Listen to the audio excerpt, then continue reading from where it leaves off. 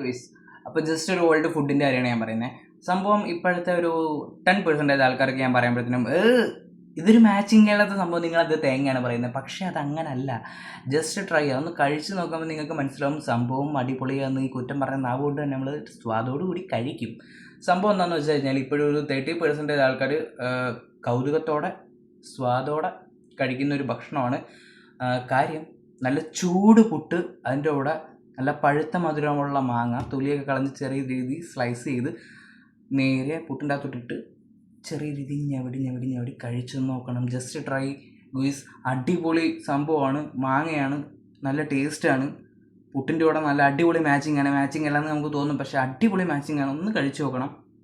ദിവസം day by day ഈ പുട്ടും കടലയും പുട്ടും കിഴങ്ങും കഴിച്ചുകൊണ്ടിരിക്കുന്ന അല്ലാതെ എന്തെങ്കിലും ഒരു മാറ്റം വേണ്ട. ജസ്റ്റ് ഇതൊന്ന് ട്രൈ ചെയ്ത് നോക്ക് ഗൈസ്, അടിപൊളി ടേസ്റ്റാണ്. ഓക്കെ.